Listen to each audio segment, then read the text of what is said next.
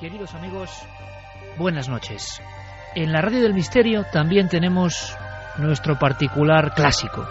Es decir, un evento, un acontecimiento que, al igual que en el deporte, concentra todas las miradas, todos los anhelos, todas las esperanzas, y que ocurre muy de vez en cuando. Pues bien, estamos relativamente cerca, próximos a esa fecha, 9 de junio, el clásico del misterio, Alerta OVNI 2012 en Milenio 3. Y es que hay cosas que evidentemente son un clásico.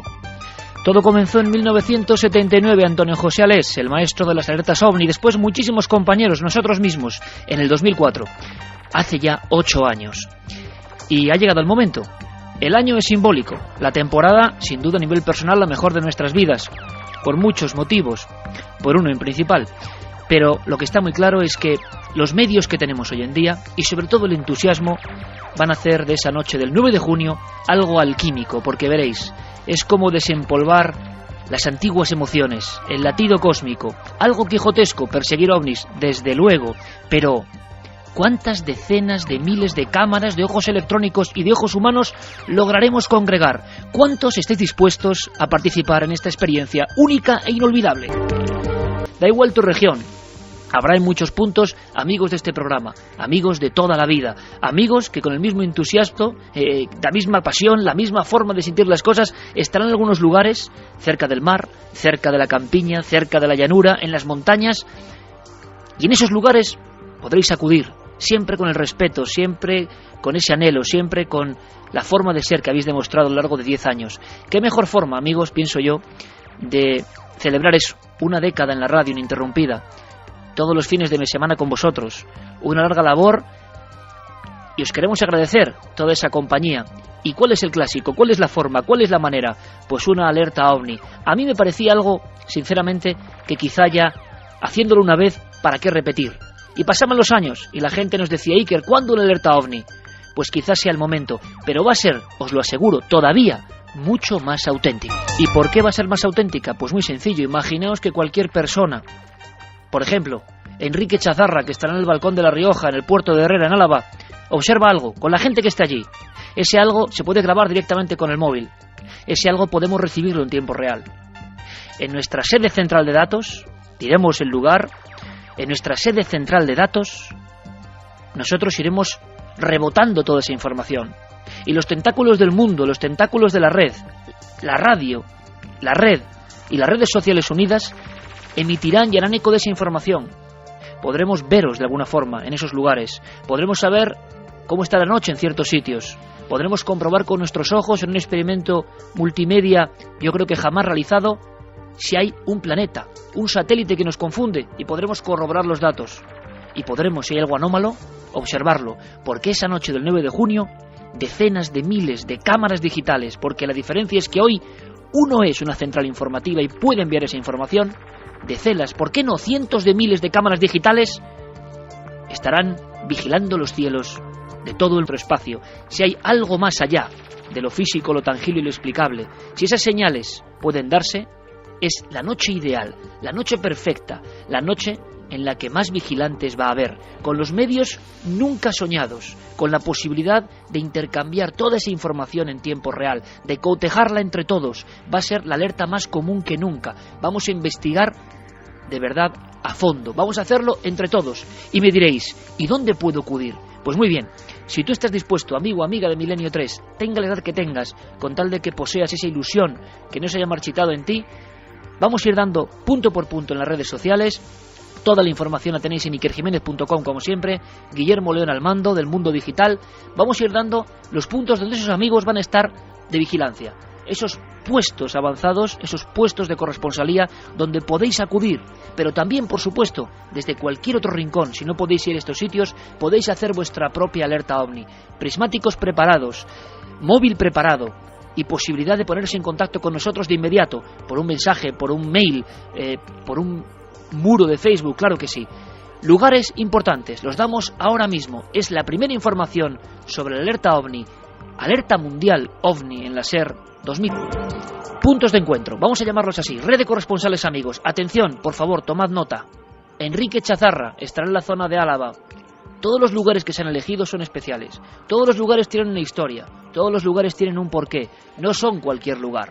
Puerto de Herrera, madre mía, ahí estaba yo con 14 años buscando ovnis. Puerto de Herrera, Álava, sé que Javier Sierra también andaba por ahí. Allí estará Enrique Chazarra.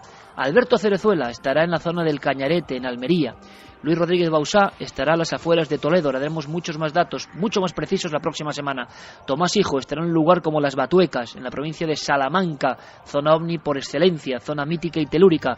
Joaquín Abenza, ni más ni menos, estará con todo su equipo y todo desplegado en el desierto de los Rodeos, en Ceutí, Murcia, lugar de extraños seres, extrañas huellas y no menos extraños ovnis, incluso investigados por el ejército. Diego Marañón, ni más ni menos, nuestro hombre en la red también, estará en las Campas de Ucieda, en Cantabria, lugar de manifestaciones no identificadas en esas campiñas. Allí estará nuestro amigo Gonzalo Pérez Sarrón, ni más ni menos, estará en otro punto clave, Bonal de Ibor, en Cáceres. Estamos buscando lugares donde han pasado muchas cosas y donde la gente habitualmente no acude, y donde quizá el 9J pueda pasar algo. David Zurdo estará en el Embalse del Pardo, en pleno... Y se siguen sumando amigos. Santiago Vázquez, ni más ni menos, estará en el Pantano de la Jarosa, en Madrid, otro lugar caliente. José Gregorio González, ni más ni menos, se me ponen los pelos de punta otra vez. Montaña Roja, La Tejita, en la isla de Tenerife. Sabéis que hay dos montañas rojas, en Lanzarote y en Tenerife. Aquí La Tejita, ni más ni menos. Decir eso es decir ufología, decir encuentros cercanos, decir historia de lo más extraño ocurrido en nuestro país. Pues ahí, la noche del 9J, estarán nuestros amigos de Canarias, en el Roque Nublo, en Gáldar. Ahí es nada, estará Luis Javier Velasco, en el lugar quizá del caso más impresionante de todos los tiempos, junio del 76. Ángel Briongos, las parameras de Aragón nos contemplan, en La Gabarda, en Huesca. ¿Por qué? Porque han pasado cosas y hay que estar cerca, con muchas cámaras y mucho entusiasmo. Pepe Ortiz, en la zona de Utrera, Morón de la Frontera, Sevilla, en un entorno muy peculiar, donde han pasado también cosas y donde podéis contar con él. José Luis Hermida, en otro lugar dentro del Aljarafe sevillano. Y Chema Font, en la zona de Sóller, La Tramontana, en Mallorca, otro lugar de encuentros con lo extraño. Son solo los primeros 15 compañeros, 15 amigos, pero habrá muchísimos más por todo el mundo. ¿Queréis participar? Es el momento. Podéis ser investigadores, podéis actuar todos a una con nosotros. Alerta 2012 es ya una realidad. La fecha, 9J. Nunca antes habías estado tan cerca de lo desconocido. Milenio 3, Cadena SER. Recuerdo con mucha emoción, y es inevitable, una portada del Heraldo de Aragón después de la experiencia que hicimos en 2004. Un niño con un telescopio en mitad de los Monegros. Abajo, en el titular, magnífico por parte de estos compañeros de Aragón, decía: él también es un cazador de ovnis. Carlos Largo, compañero, ¿estás por ahí? Hola Iker, buenas noches. ¿No se te ponen los pelos de punta, amigo? Tengo unas ganas tremendas ya de que llegue el 9J. Claro que sí. Vamos a dar días de contacto, no solo para empezar ya nuestra investigación, sino para que tengan muy claro todos nuestros amigos y amigas del programa, de cualquier rincón del mundo, que Fermín Agustí, que Carlos Largo, que Guillermo León, que Diego Marañón, que Javier Sierra, Santi Camacho, Javier Pérez Campos, todo el mundo está trabajando, recopilando ya información, y que nadie tiene por qué quedarse fuera, sea la edad que sea, el lugar que sea, el rincón donde uno esté. Todo el mundo, a su manera, puede participar, incluso hasta los que no tengan un trozo de cielo. ¿Por qué? Porque pueden ayudarnos, pueden darnos ideas, pueden opinar sobre lo que está ocurriendo. Lo importante es que seamos muchos y estemos juntos con un mismo latido. Vías de contacto para cualquier persona, Carlos, desde ya, desde hoy, que quiera informarse, que quiera saber algo más, que quiera estar atento a la alerta OVNI 9 de junio. Desde luego que sí, Iker. Nuestro compañero Guillermo León ya está colgando información a través de esas vías de contacto, la página web de referencia ikerjimenez.com y por supuesto también las redes sociales, en Facebook, en Twitter y en Google+. Es muy sencillo, para toda aquella persona que quiera colaborar con nosotros y participar en la gran alerta del 2012 en la cadena SER, se tiene que meter en ikerjimenez.com y nos puede escribir al siguiente correo. Lo repito 2 veces despacito para que la gente lo pueda recoger. Alerta 2012 con número @ikerjimenez.com. Alerta 2012 con número @ikerjimenez.com. Y como te decía también, Iker, en las redes sociales también iremos colgando información poquito a poco según vaya llegando los datos. Y por supuesto en Twitter también hemos creado un hashtag que la gente ya puede ir escribiendo también. Hashtag para todo el mundo que no esté familiarizado. Es un tema en el que vamos a debatir y colgar información, por supuesto. Y ese hashtag es una almohadilla AO 2012 con número. almohadilla AO 2012 con número. De alerta OVNI. Eso va a ser el código, AO 2012, no está nada mal.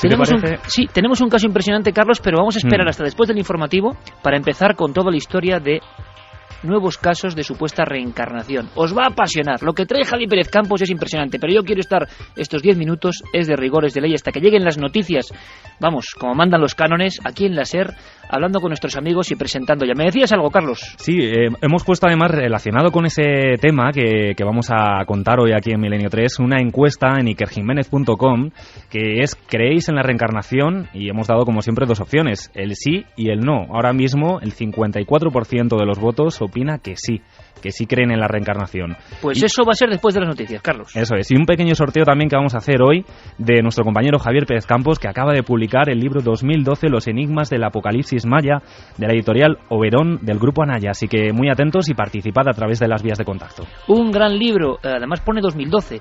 ¿Serán señales? ¿Serán sincronicidades? Central de datos, ya iremos dando nosotros los datos precisos de dónde nos vamos a encontrar. No queremos hacer algo con una aglomeración fundamental como fue la otra alerta OVNI en Madrid, eso hay que dejarlo claro. Yo quiero que seáis investigadores, yo quiero que investiguéis. Estaremos en un sitio de España, por supuesto, eso queda claro, y estaremos trabajando, simplemente trabajando. Va a ser un concepto totalmente diferente. Sinceramente, yo quiero que desde un lugar el equipo trabaje y trabajéis con nosotros. Aquí ya no interesa tanto el eco que podemos tener, que eso ya lo sabemos. Puede quedar pretencioso, pero ya sabemos qué es este programa y sobre todo sabemos quiénes sois y la fe que tenéis en este tipo de experimentos. Ya nos lo demostrasteis. Bien, no es tanto eso, sino de verdad investigar, sino de verdad que seamos muchísimos y que tengamos la máxima información posible. Así que nosotros estaremos en un punto de España y os doy otro dato. Habrá varios compañeros que estarán en redes móviles, es decir, en unidades móviles desplazándose en tiempo real por diferentes puntos de España. Quizá los veáis, quizá os encontréis con ellos, en vehículos, con cámaras y todo tipo de aparataje, no en un punto concreto, sino circulando por España en diferentes unidades móviles. Al mismo tiempo, tengo que agradecer a la dirección de la cadena SER todo su apoyo.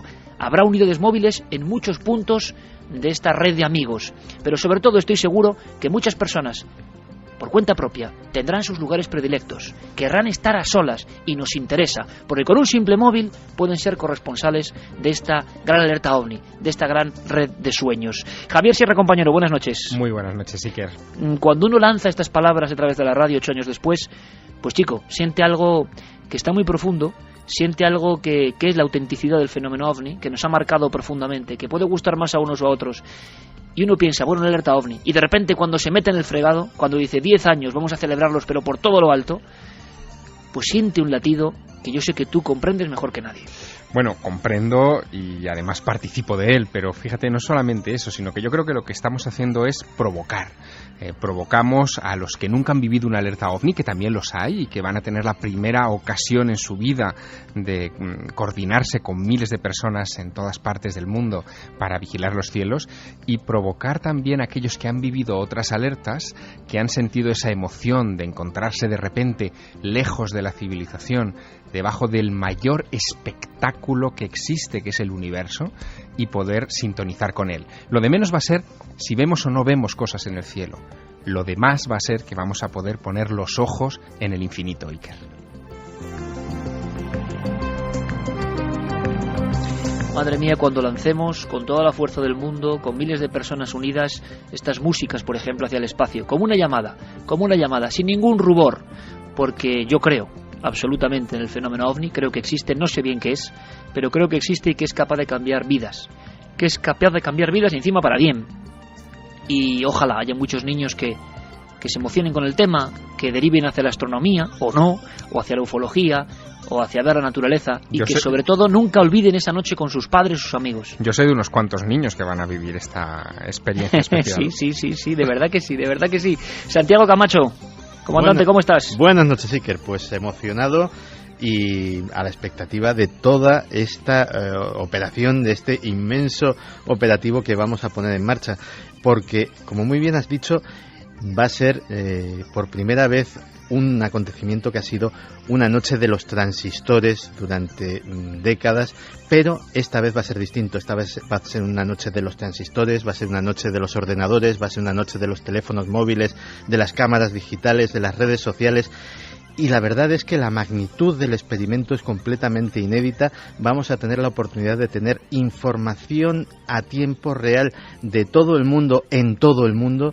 Y bueno, la verdad es que la ilusión de ver qué sale, qué resulta de todo esto, simplemente ya como experimento de comunicación, independientemente de que veamos o no veamos algo, de que suceda o no suceda, ¿qué sucederá? Yo estoy convencido. Pues la verdad es que es una expectativa de esas que, como muy bien decía Carlos Largo, le ponen a uno los pelos de picos pardos. Pues sí, Santi, y es como nos embarcamos en otra, ¿no? Es decir, estamos vivos, estamos con ganas de volver a ser niños, de desempolvar las viejas emociones, el fenómeno ovni tan escurridizo, pero que además, curiosamente, y esto es muy importante, lo sabe bien Carlos Largo, de repente ha habido un reflote. De repente, al llegar el 2012 y antes, en los últimos meses del 2011, de pronto... Y tendremos seguro a César Cabo también muy atento, imagino, y otros compañeros del mundo de la vigilancia aérea, porque yo creo que todo el mundo está invitado, todo el mundo. Sé que va a haber militares, sé que va a haber guardias civiles, sé que va a haber personas en los lugares más insospechados, ya los hubo en el 2004, pero esa sensación, ¿no?, de ir un poco más allá, de salirnos de, a veces, esta grisura cotidiana. Y yo estoy convencido que van a pasar cosas. En la alerta anterior del 2004 hubo momentos de mucha emoción, y parece que algo que podía ser un satélite o no, de forma triangular, nunca lo sabremos con exactitud, pero eso es lo que nosotros creímos ver, atravesó parte de España, y qué momentos cuando diferentes corresponsales lo iban contando. Sin duda, compañeros, creo que un hecho diferenciador absolutamente, comparándolo con el resto de alertas, es la nueva generación que lo va a vivir y el soporte, es decir, unir la ilusión antigua, la ilusión tremenda. Yo esta tarde cogí el libro Alerta OVNI, realizado por gente de la cadena SER, Antonio José, Andrés Madrid. Les mando mi abrazo a Andrés Madrid y al otro lado del cosmos a Antonio José, y se volvían a poner los pelos de punta al iniciar esa frase de atención, atención, os hablan los hombres del planeta Tierra.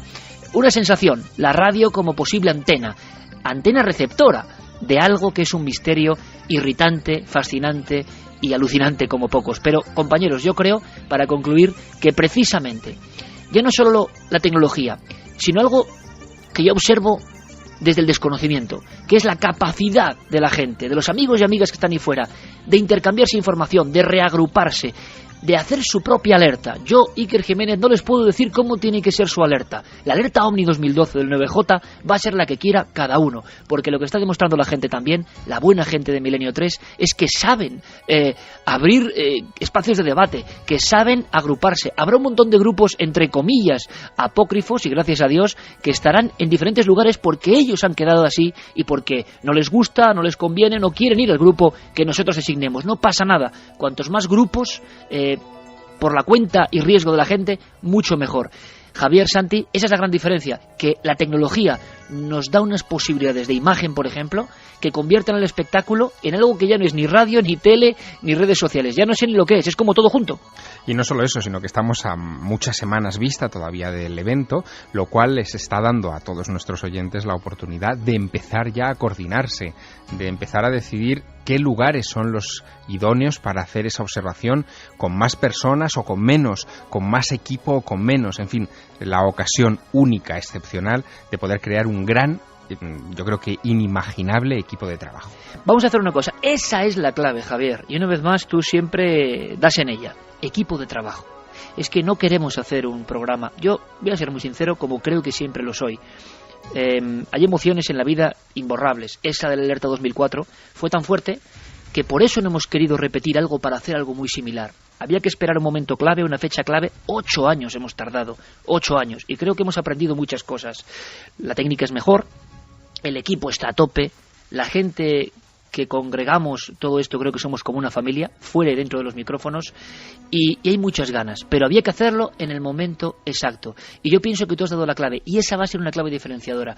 No queremos hacer un programa para que se nos oiga más, os lo aseguro, para tener solamente un eco, ¿cómo decirlo?, publicitario, porque nos impresionó hasta dónde llegó, ¿no?, a nivel de cifras, de datos, la alerta OVNI. No. Javier Sierra acaba de dar la clave, que yo he mencionado con mis compañeros en alguna ocasión. Equipo de trabajo. Nosotros tenemos la punta de un iceberg, pero el iceberg es todo, miles de personas, trabajando de verdad. Vamos a investigar. Quizá para algunos el programa pueda ser más aburrido o no. Me da exactamente igual, porque lo que quiero es investigar esa noche, a tumba abierta, con los medios que tengamos. No importa tanto lo que se emita, que por supuesto, cadenaser.com y ikerjimenez.com darán el espectáculo en streaming. ¿Os imagináis? Con vuestros vídeos, con vuestras fotografías en tiempo real.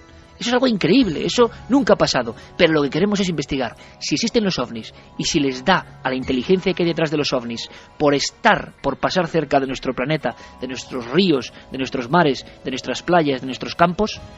Hay más oportunidades que nunca de pillarlos infraganti. Y eso yo creo que es absolutamente mágico. Comenzamos nuestro repaso semanal por la información del misterio en el Museo Arqueológico Nacional de Madrid, donde dentro de poco se podrá ver la momia de un sacerdote de Imhotep. Esther Pons, del museo, nos cuenta quién era este personaje. En este caso, esta momia es la de el sacerdote Nespamedu, que fue, esta momia entró en el Museo Arqueológico en el año 1925.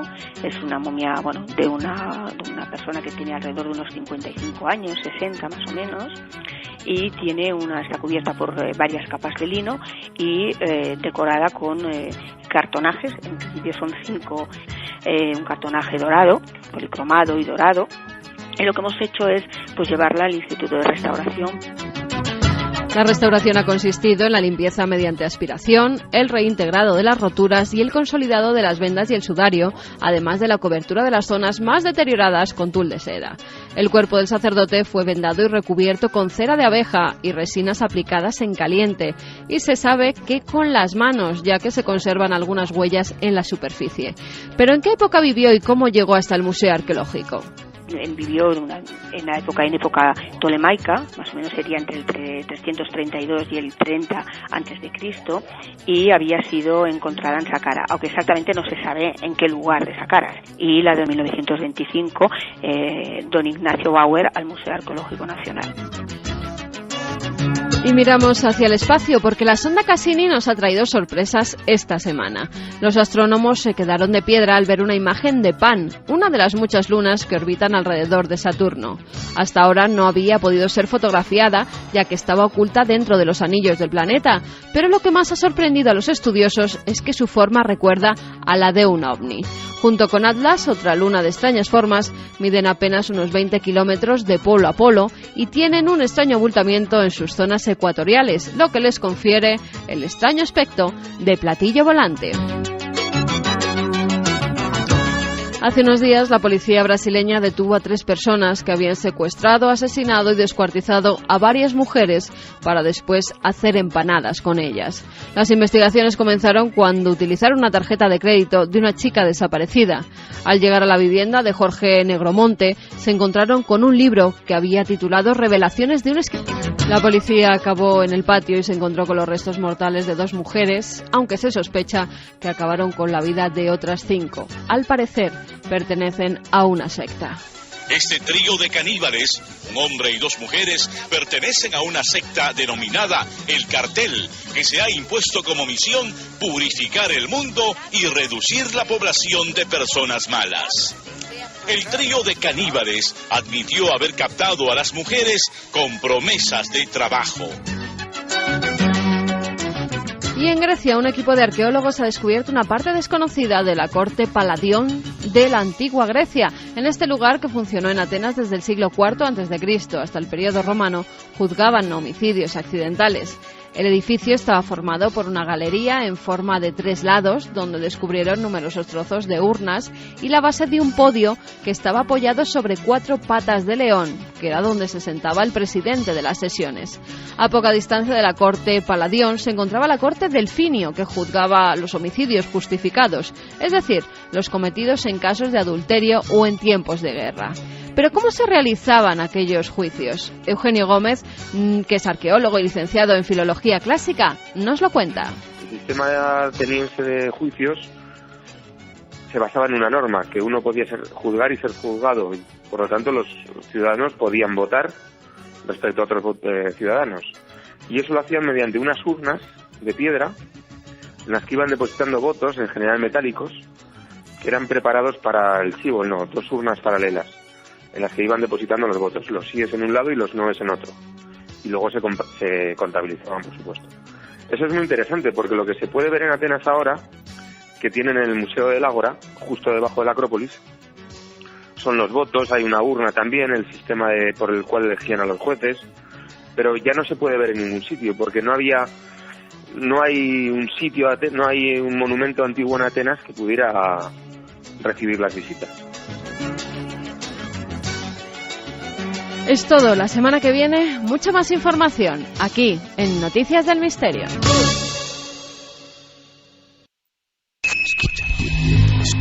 ¿Quieres conocer la respuesta? Milenio 3 en la SER. La historia que protagoniza esta noche, la increíble historia de esta noche, comienza realmente en 2003. Un programa de televisión de Dinamarca recibe una curiosísima información. Una información cuyos tentáculos de alguna forma desbrozamos todavía hoy, 9 años después. Hay una mujer, una de tantas, que asegura que ha tenido una serie de visiones, unos fragmentos, una especie de película no conexionada donde aparecen cosas como de otro tiempo. Ella está convencida de que son recuerdos de algo que vivió, pero ¿cuándo? ¿En qué momento? Esta mujer habla en un principio de una serie de visiones de una ermita concreta, al final de un sendero. Se ve como una niña, pero no es ella. Es como si ella misma hubiese sido otra persona en algún momento de la antigüedad.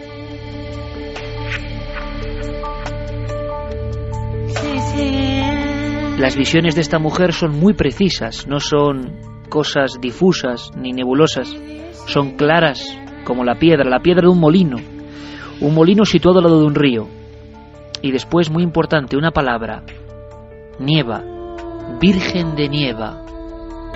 Lo asombroso es que los datos irán poco a poco en una cascada que iremos ahora comentando con todos vosotros, datos muy precisos. Pero esta mujer llega con toda esa información y con un resumen está segura que ha vivido en algún lugar muy lejos de Dinamarca. Podemos decir ahora que si la investigación es óptima, a unos 2.450 kilómetros de su pueblo natal, y sobre todo que toda la información que le está llegando, si es que se corrobora, primero es inaccesible, habla de hechos, de sucesos, habla de una aldea española, concretamente de La Rioja, y de 1850. Antes de que os comente muchas más cosas, Javier Pérez Campos acaba de llegar de este lugar y que tiene toda la información y que es una historia digna, vamos, de una serie, de una película, de lo que queráis poner, increíble. Todo empieza con esta historia en Dinamarca, un programa de televisión y alguien angustiado que dé esta información. El equipo se pone a investigar. Al parecer el aceite, un molino, aceite, olivos, indicó que había que investigar por la zona de Andalucía. Pero ahí no estaba la clave. Los siguientes datos fueron mucho más precisos, pero nadie sabía ni tenía acceso, hablamos del 2003, a cosas tan precisas, tan concretas. ¿Era una broma? ¿Era una locura? ¿Era azar? ¿Era casualidad? ¿O esta mujer recordaba algo que era propio de otra vida? Quiero que escuchéis a esta mujer, a Jette Toft. Hemos hablado con ella, la hemos localizado en Dinamarca. La historia es sorprendente como pocas. En este corte, en la entrevista que le hace Javier Pérez Campos, da una información muy importante, una clave. Os pido casi lápiz y papel, porque hay un nombre, un apellido, nada común. Y lo da, y le viene en esas visiones tan precisas, en esa especie de sueños lúcidos. Escuchamos. Cuando estaba en la regresión, estaba convencida de que mi nombre, el primer nombre que me vino, fue María.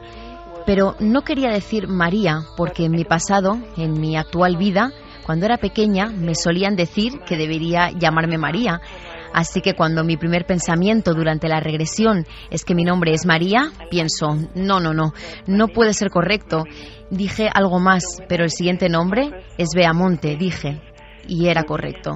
The next name, Beamonte, I said, and it was... Beamonte, ¿correcto? ¿Por qué correcto? Beamonte, nada habitual, y menos en ese pueblo en la actualidad. de La Rioja, en ese recoleto lugar llamado Autol. Y allí ha llegado Javier Pérez Campos. Javier, compañero, buenas noches. Buenas noches, Iker. Tú que también estarás trabajando a tope, al máximo en toda la maquinaria de Alerta OVNI 2012, pero esto es otro tipo de alerta, otro tipo de historia, alucinante como pocas. ¿Quién es esta mujer? Fue un viaje, como dices, alucinante porque no fue solo un viaje físico, ¿no? Fue casi también un viaje espiritual por toda la gente que hablamos y que sus vidas de alguna forma casi habían cambiado por completo cuando la habían conocido. Con esta visita, ¿no? Porque sí. Esta mujer se traslada a este pueblo, pero nos vas a contar cómo. Primero, ella es una mujer normal, que tiene una vida normal y que tiene esa especie de visiones y se pone en contacto con este programa. Sí, es una mujer completamente normal que desde los 3 años, cuando ella tenía 3 años, empieza a tener una serie de recuerdos en su memoria que no debería tener porque son cosas que ella no ha vivido y tiene ahí como una especie de película que ha visto y cuyos fragmentos se han olvidado por el paso del tiempo. Esa es un poco la idea que ella nos ha transmitido esta noche durante la entrevista. Esta mujer nació en Dinamarca, Jette Toft, no tenía ningún contacto con el mundo espiritual, al menos reconocido, hasta que llega el programa Strix, del canal Strix, que es al estilo un poco Cuarto Milenio, ¿no? Y empiezan a hacer una serie de reportajes especiales para investigar el tema de la reencarnación. Y es entonces cuando ella decide ponerse a prueba y pensar, oye, pues quizá esta sea una posibilidad de investigar cuál es mi pasado y pueda tener algo que ver con esto. Quiero que imaginéis, Javi, si me permite la audiencia, una escena que me parece tremenda. Es cierto. Y vamos a tener ahora al alcalde, al que fue alcalde del 2003 del pueblo, que yo creo que es un lujo contar con él, porque él vivió todos estos hechos, que no son una película, que ocurrieron de verdad. Esta mujer da datos tan convincentes que llegará al pueblo en un coche con cristales tintados, encapuchada en ciertos momentos para que no pueda tener ningún contagio, ninguna información. O sea, nos suena a película de espías casi, pero es que daba un dato más, daba un nombre de un antiguo alcalde de cuando era niña ella, en esa especie de visiones. Sí, ella habla de Gerardo González, el alcalde que debía estar en la época de 1850. Ella no sabe concretar el dato exacto, pero sí que sabe decir ese año, alrededor de 1850, y lo curioso es que tampoco llega a dar nunca el pueblo de España, solo sabe que es España, que están esos molinos, y es a través de esos datos, sobre todo el de la Virgen de Nieva, con los que el propio equipo del canal Strix llega a Autol. Cuando esta mujer llega a España, ella no sabe siquiera a qué pueblo va a llegar. Ella no sabe a qué pueblo va. No se le dice nada del pueblo, por lo tanto, no tiene ni idea de cómo es, ni de las descripciones, ni de sus calles, es decir, no tenía absolutamente ningún dato del lugar al que iba. Vamos a escuchar más momentos, más escenas, porque la escena tremenda es cuando acude con 5 personas de este equipo de televisión a ese pueblo que tiene todas las coordenadas de una larga investigación.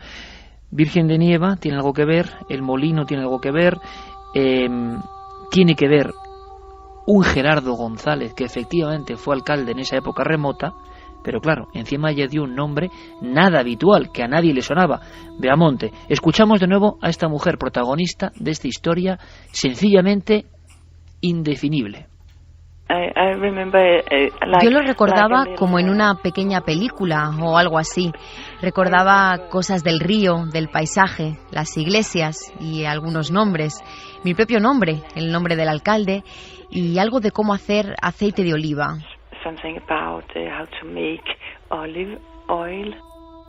Eso es poco. Da datos concretos del paisaje. Por cierto, me comunica Noel Calero, línea interna, con Fermín Agustí Carlos Largo. Esto es un solo dato, que AO 2012 es trending topic. Gracias a todos, porque eso significa el eco que está teniendo en momento real lo que estamos comentando. No os preocupéis, vamos a centrarnos en la reencarnación y después, si os parece, a partir de las 3, todos vuestros mensajes, vuestras dudas, qué hay que hacer, qué no hay que hacer, por qué hay que escribir ese mail o no, luego comentamos todos, ¿parece? Pero gracias, trending topic AO 2012, a los pocos minutos de nacer en las ondas. La fuerza, una vez más, vuestra y de la cadena SER. Esta mujer da datos, Javier, compañero, da datos muy concretos y creo que hay algunas figuras que le llaman mucho la atención. Llega a este lugar, llega a Autol, llega en este coche, esto no es mito, ¿y qué es lo que pasa? Pues llega con las lunas del coche totalmente tintadas, como decías, para que no hubiera ningún tipo de autosugestión cuando ella viera los paisajes. Ellos intentan que cuando se planta delante de un edificio o delante del pueblo de Autol, por ejemplo, desde lo alto de una montaña, ellos puedan ver la primera impresión. Por eso va también totalmente encapuchada y graban absolutamente todos los gestos que esta mujer vive realmente. Lo primero que hacen además es contratar a una traductora de inglés para que pueda comunicarse con los habitantes del pueblo de Autol. Que has hablado tú con ella, Javier, y creo que es la historia que más le ha sorprendido de su vida, vamos. Sí, porque además se la plantearon de una forma también de película de espías. Le decían que era un trabajo que ella tenía que aceptar, pero del que no podían contarle prácticamente nada. No querían contarle demasiados detalles, quizá por miedo a que le sonara una historia extraña, ¿no? Y lo cierto es que, bueno, cuando esta mujer llega al pueblo de Autol, la bajan del coche y empiezan a hacer un recorrido por el pueblo en el que ella es la guía. En todo momento el equipo del canal Strix parece estar poniendo a prueba a esta mujer. Parecen adoptar una actitud completamente escéptica ante lo que pueden estar viviendo, ¿no? Y bueno, esta mujer es la que empieza a guiar a la gente de Autol incluso, por todo el pueblo, y empieza a señalar lugares, a recordar vivencias en sitios concretos, y empieza a hablar también Iker de algo, de un elemento como muy característico que a ella no se le había olvidado todavía. Eran unas gárgolas. Se pasa casi todo el trayecto hablando de unas gárgolas que ella recordaba en un lugar en el que había sido muy feliz, había mantenido una infancia totalmente feliz, pero que no era el lugar donde ella había vivido. Ella decía haber vivido cerca del río, al lado de un molino. Ella da datos de su vida concreta. Dice que es hija, o si no tengo mal entendido, de alguien que trabaja en ese molino, y que hay unas gárgolas, unas figuras muy características en esa zona. Y aún todavía sin quitarse la capucha, ella habla de toda esta información en un pueblo que no sabe cuál es, no sabe dónde está. Hay un momento, Javier, en el que ella reconoce, se emociona y empieza a dar datos cada vez más concretos, más definidos, y como que siente que está en ese lugar de las visiones. Escuchamos otro documento sorprendente de esta mujer, Jet Toft, de Dinamarca. Fue un sentimiento muy especial. Nunca he tenido un sentimiento así. Me sentía impresionada, conmovida, muy emocionada, afortunada, y a la vez las lágrimas caían de mis ojos. Fue muy extraño, y al mismo tiempo, cuando pude ver todo lo que había descrito en la entrevista, fue muy raro.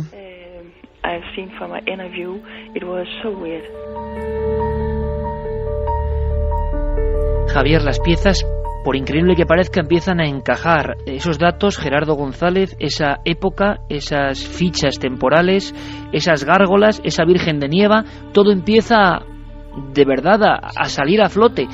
Estaba hablando de una serie de informaciones, imagino, luego hablaremos de eso, a las que casi nadie tenía acceso, menos en Dinamarca, no había ninguna conexión, nunca había estado en la región, y la gente, imagino, que se empieza a sorprender, pero seriamente. Claro, y además yo creo que aquí Jet, en esta parte de la entrevista, ella da una de las claves de todo este caso, porque ella misma es la primera sorprendida en todo este asunto. Es decir, ella va a un pueblo que no conoce de nada, y nada más bajarse de un coche es capaz de guiar a varias personas como si hubiera vivido allí hace unos años, como la persona que ha pasado unos años en algún lugar y vuelve un tiempo después y empieza a recordar y a revivir su infancia y esos momentos que ha vivido allí. Uno de esos momentos en los que ella se emociona, se le pone la piel de gallina y llega a llorar totalmente conmovida, es cuando se planta delante de un edificio. Ese edificio actualmente es una panadería muy conocida en el pueblo de Autol, que tiene una fachada como de ladrillo, antigua, con unos balcones bastante bonitos, y cuando ella se pone allí empieza a llorar totalmente conmovida. La gente la ha dejado delante, la ha dejado caminar sola, se alejan de ella por miedo a contaminarla o a poder transferirle algún tipo de información, y cuando todos alzan la vista al tejado de ese edificio quedan completamente asombrados, porque este es coronado precisamente por dos gárgolas.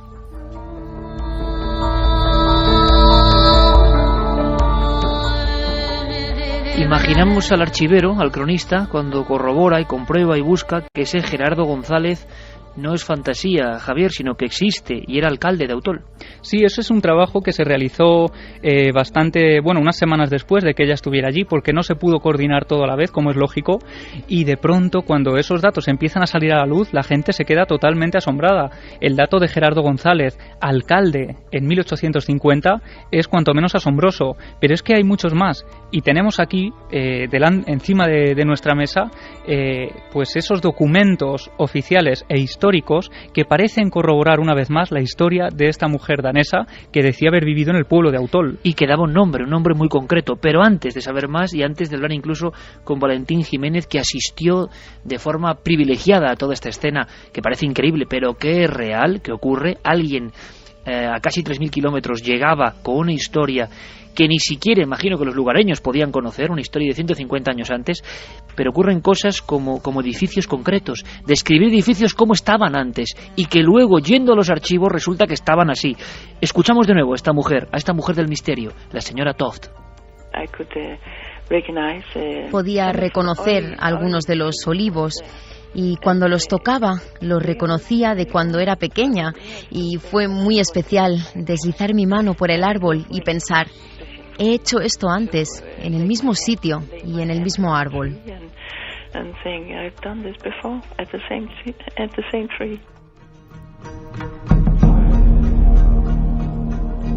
Javier, estamos imaginando la escena, pero es que hay algo importante. Llegan a un edificio y describe elementos que la gente no conocía, da datos que luego se corroboran, elementos que faltan, pórticos que estaban o que no estaban, verjas que estaban puestas o estaban en la época, cosas que no podían estar a su alcance, tan detalladas, tan precisas, de un lugar pues recoleto y maravilloso como Autol, pero que vamos, no está al alcance de todo el mundo, y menos en 2003.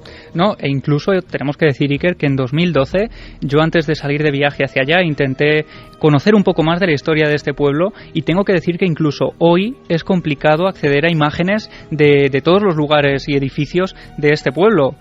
Por tanto, en 2003 debemos imaginar lo difícil que debió ser, más aún cuando no se sabía ni el lugar al que se iba. En este caso, ella tenemos que imaginarla otra vez encapuchada, bajando de nuevo de ese coche con las lunas tintadas, volviendo a ponerse delante de un lugar que ella no sabe cuál es, y volviendo a ponerse a prueba de alguna forma ante las cámaras de este programa y ante las gentes de este pueblo. Cuando de repente ella se baja la capucha, ve que tiene delante una ermita. Es la ermita de la Virgen de Nieva. Y este es un dato también bastante curioso, porque ella, antes de viajar a Autol, había hecho también una serie de dibujos de cosas que le habían venido a la cabeza. Ella había dibujado previamente todo esto. Sí, ella había dibujado algunos edificios concretos. Unos dibujos que algunas de las personas con las que hemos hablado, por ejemplo la traductora, tuvo acceso a ellos y nos ha corroborado el detalle que tenían, como si prácticamente los hubiera dibujado estando delante de ellos.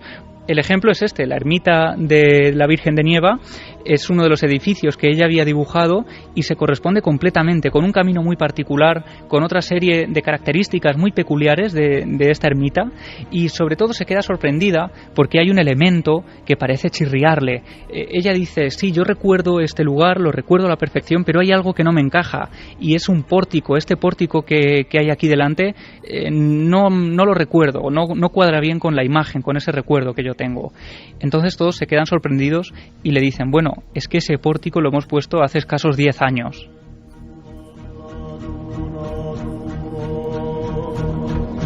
Hay más elementos. Habla de infraestructura del pueblo, que no sabemos cómo podía conocer, que sepamos no hay ningún contacto, ningún espía desde Autol que le estuviese dando información. Tampoco era una historiadora que hubiese vagado por legajos y hubiese encontrado cosas que os van a sorprender tanto como las que vienen a continuación.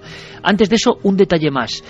Ella, tan impresionada, llorando, creo que la escena es fuerte, o sea, la persona lo está viviendo profundamente, sea cual sea la verdad, y llega incluso a conectar con los más ancianos de Autol, personas que tenían un nexo, una conexión, quizá con aquellos tiempos que a ella le venían, en una población de Dinamarca, en el norte de Europa, a 2.500 kilómetros, como en retazos, como queriendo decirle algo. Escuchamos.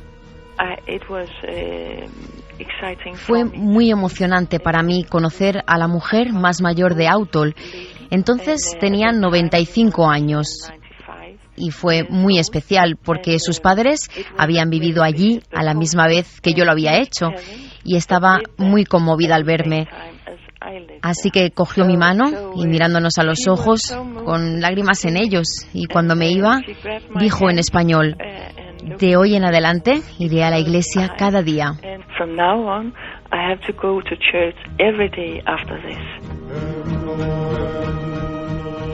Desde luego, la propia escena, el propio trabajo del equipo nos parece sorprendente. Es muy de la televisión nórdica, hacer este tipo de experiencias con personas que ven cosas, con personas que han ayudado a crímenes, por ejemplo, a resolver crímenes. Hay toda, y lo sé, la cadena, por ejemplo, de producción Nordisk es una de las que ha trabajado sin la vergüenza que hay aquí, por ejemplo, ¿no?, con investigadores psíquicos. Pero esto, dar estos datos, hablar de 1850, que en los legajos se encuentren nombres, compuestos y apellidos como ese del alcalde.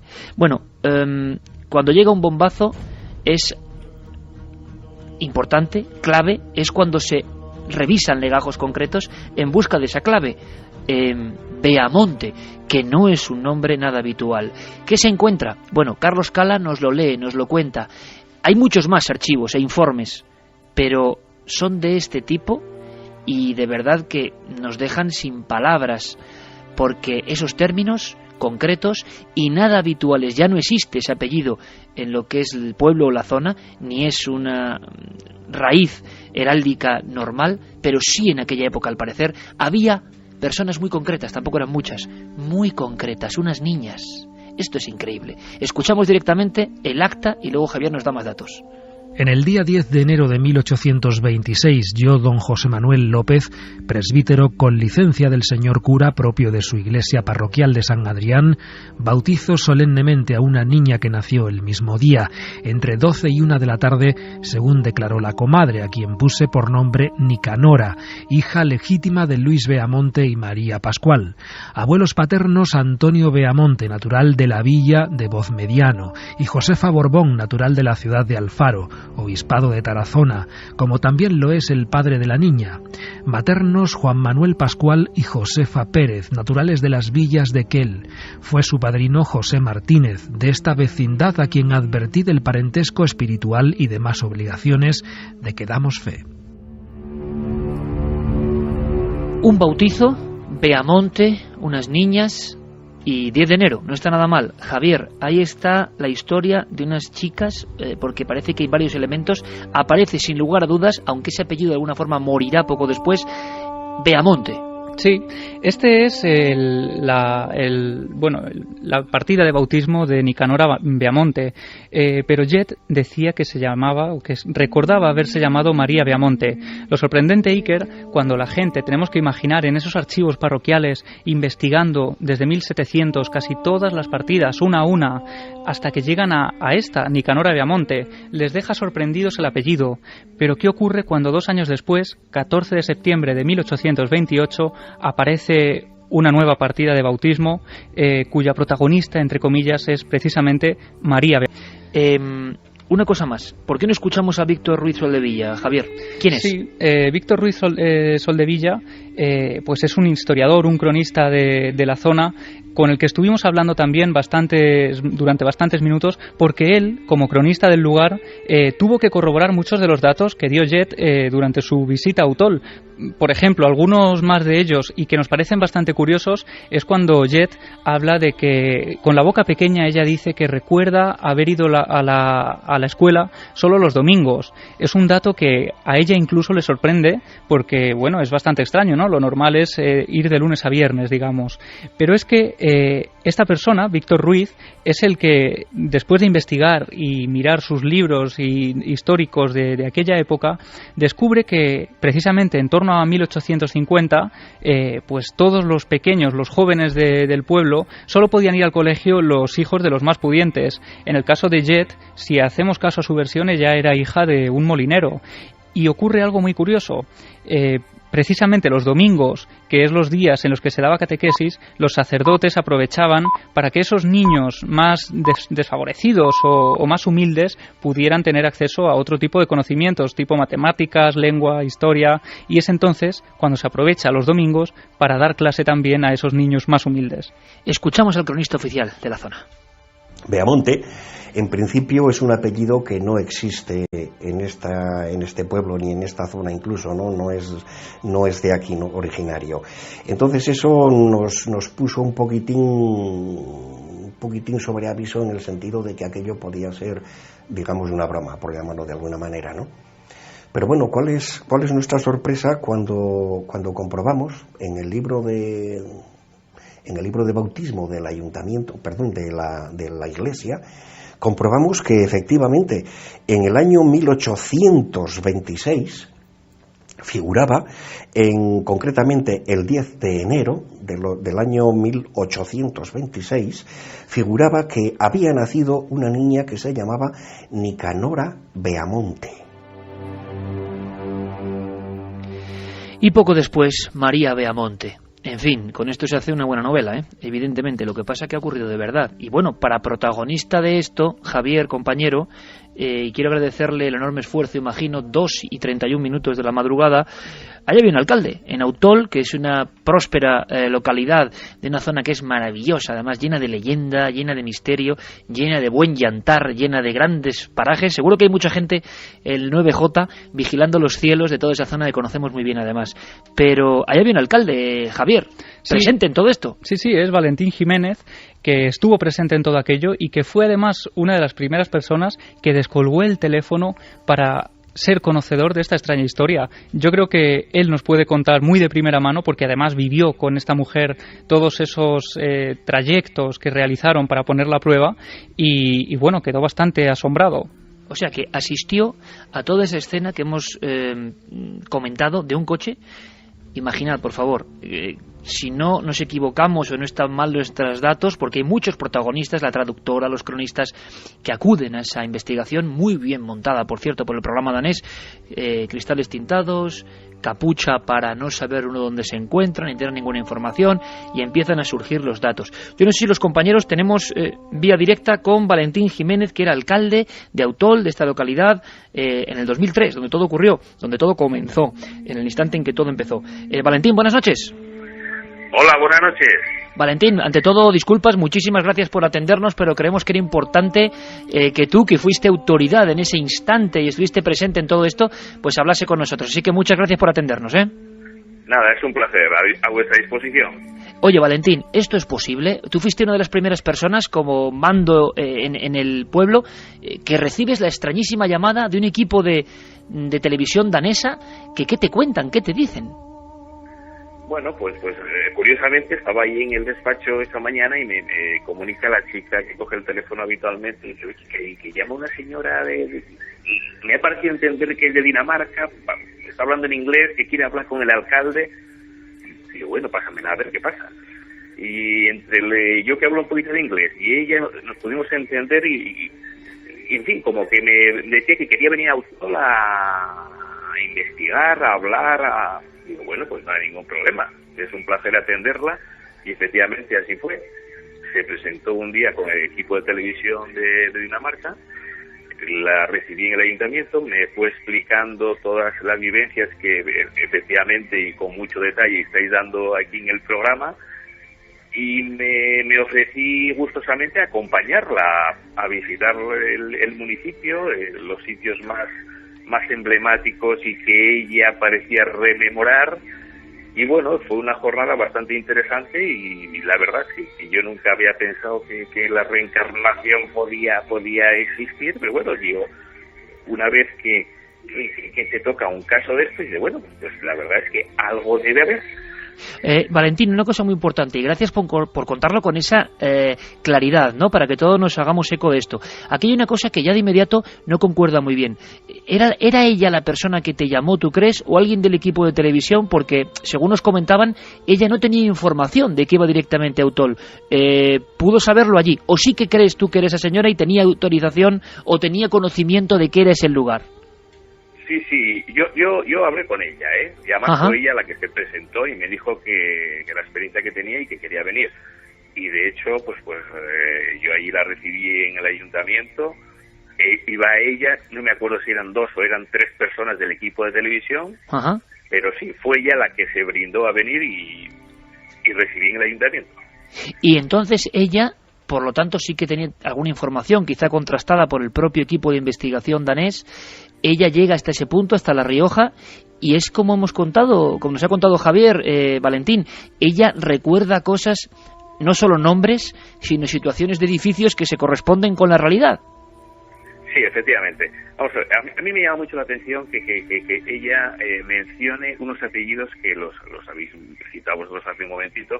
Es un apellido que es Beamonte. Beamonte, después hemos podido contrastar que efectivamente existe en el historial de Autol, pero no en la actualidad. Es decir, es un apellido que ha desaparecido hace muchísimos años.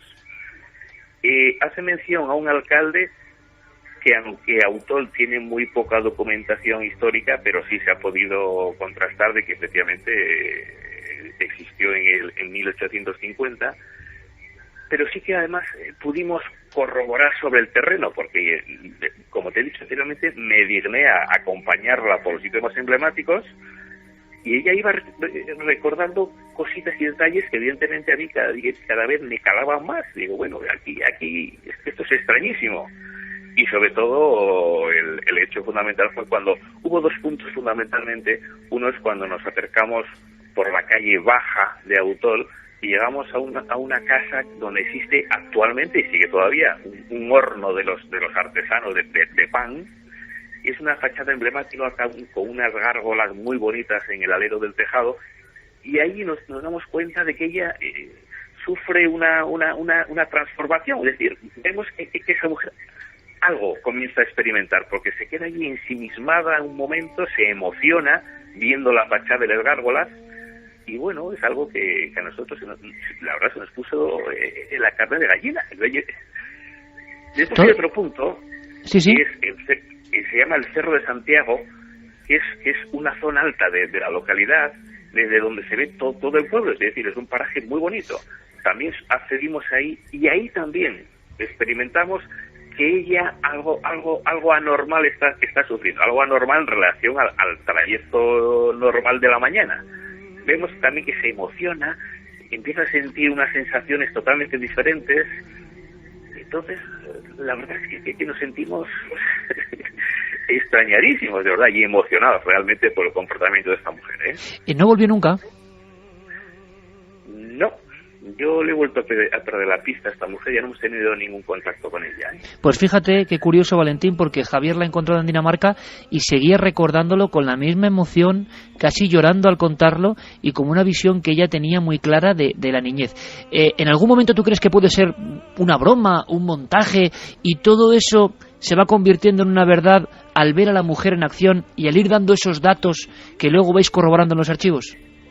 Bueno, si me dices que esa historia del 2003 la extrapolamos ahora al 2012, pues podría decir, bueno, pues mira, pues es posible porque actualmente ya llevamos unos años que el ayuntamiento tiene una página web, internet, el tráfico de información que hay, podría ser, pero es que en aquellos entonces, en aquellos momentos, esa información no existía. Autol no tenía una página web, no tenía esa información en internet, es decir, que no había información para que ella pudiera repescarla allí en Dinamarca y contrastarla.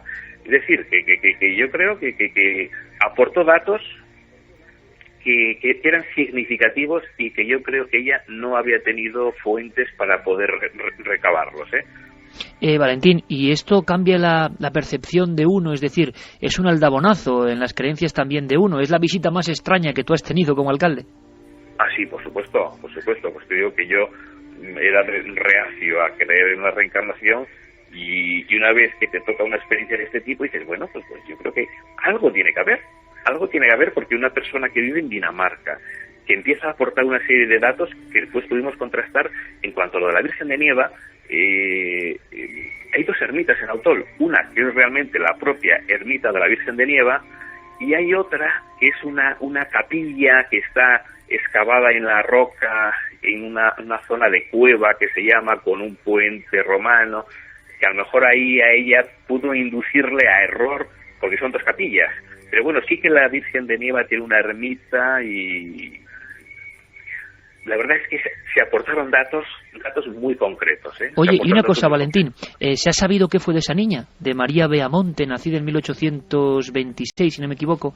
si hay una partida de enterramiento o está en algún lugar. No, hay partida de nacimiento, pero no consta que haya partida de enterramiento, de defunción. Entonces, lo normal es que desapareciera, no sé a qué edad pudiera desaparecer de autor, pero no hay partida de defunción. Sí nacimiento, pero no defunción. Bueno, vaya historia más increíble, más maravillosa, y qué bien que Valentín Jiménez, alcalde de Utolo en 2003, nos haya ayudado y haya sido un poco la voz del pueblo, que es fundamental en toda esta historia. Y seguramente nos veremos. Valentín, un abrazo muy fuerte, muchísimas gracias por atendernos estas horas en Milenio 3.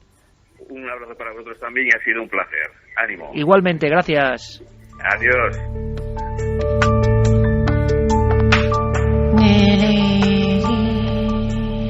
Aquí la historia, Carlos Dargo. No sé si habrá variado la encuesta con toda esta información, y quiero ahora saber, por supuesto, la opinión de nuestros compañeros. Pero, ¿la encuesta cómo va? Pues vamos a recordar esa encuesta en ikerjimenez.com. Hemos puesto la pregunta: ¿creéis en la reencarnación? Ahora mismo los datos, Iker, están así. El 58,9% de los votos opina que sí, y el 41,1% que no. Hay una cosa que a mí no me encaja muy bien, o sea, que me parece extraña, Javier, en el asunto de lo que recuerdan algunos de los protagonistas de esta historia, de que ella no sabía dónde iba, y el hecho de que el alcalde recuerde que era ella la que llamó. Hay algo que no encaja, Javi, compañeros, Santi, Javier, ¿qué opináis de lo que habéis escuchado? Bueno, yo creo que el dato quien nos ofrecía el dato de que no sabía el pueblo al que iba era la propia Jet, y cabe la posibilidad, pensando bien, ¿no?, digamos, de que quizá él se le propuso llamar al lugar para hablar con alguien de ese sitio, pero sin ofrecérsele muchos más datos. Como decía además el propio Valentín, en aquella época, aun sabiendo que era Utol, poco podía hacer desde internet, ¿no? Pero bueno, parece que es un poco el secretismo con el que a la propia traductora le dijeron cómo iba toda esta información y no contar casi nada, ¿no? Parece que todo está envuelto como en una nebulosa, que también es extraña, pero que no entendemos muy bien tampoco el objetivo, si es que hay gato encerrado. Javier, Santi, con vuestro fino instinto, ¿qué opináis de todo esto? A mí me ha sorprendido mucho, de verdad, la rotundidad del alcalde en el 2003, persona reacia para estos asuntos, y que sin embargo dijo, bueno, yo viví todo eso. ¿Qué opináis?